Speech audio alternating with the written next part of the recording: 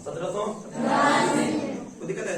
ठीक है बाबू, फ्रांस में भी लोकतंत्र के लिए है ना, फ्रांस देखो बाबू ध्यान से, फ्रांस में भी लोकतंत्र नहीं था, यहाँ भी राजतंत्र।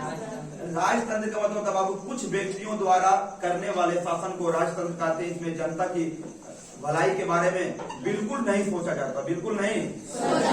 लोकतंत्र का मतलब बाबू फिर से देखना, लोकतंत्र का मतलब वैसा शासन जहां जनता अपने मर्जी से अपने सरकार को, अपने प्रतिनिधि को चुनती है और ये सरकार, ये प्रतिनिधि जनता के हित में काम करती है, जनता के भलाई के बारे में सोचती है।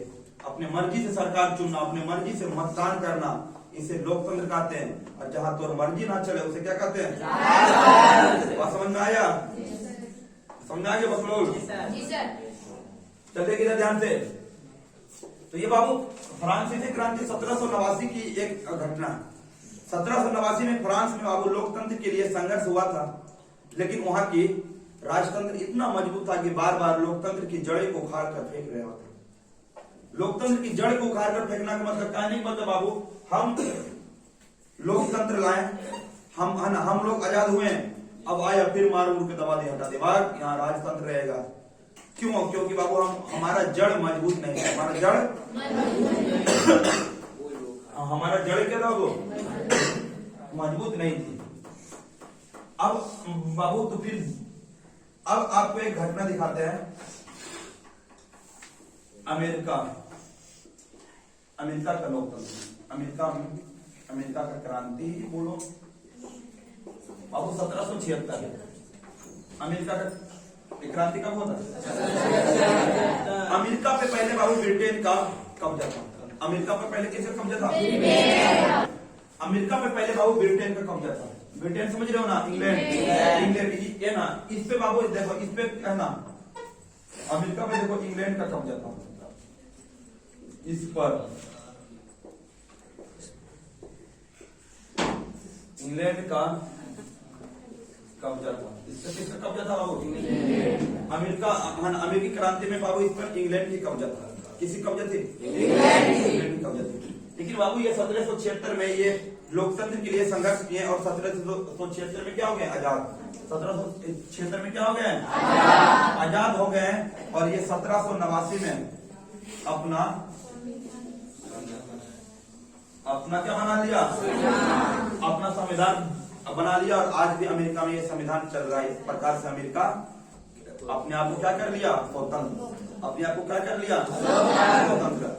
और अमेरिका में लोकतंत्र आ गया। लोकतंत्र आ गया, मस्ती से रहा। एक बाबू था इंग्लैंड में भी, देखो इंग्लैंड में भी एक घटना हुआ था। इंग्लैंड में घटना था 1688। इस घटना का नाम था वो गौरव पूर्ण क्रांति। ये घटना का नाम क्या था? गौरव पूर्ण क्रांति। इस घटना के बाबू नाम से इंग्लैंड में बाबू 1688 में गौरव पूर्ण क्रांति हुआ था। गौरव पूर्ण क्रांति होने का सबसे बड़ा कारण क्या था? इंग्लैंड में कुछ राजा है ना, राजशाही लोग, राजशाही समझते हो ना?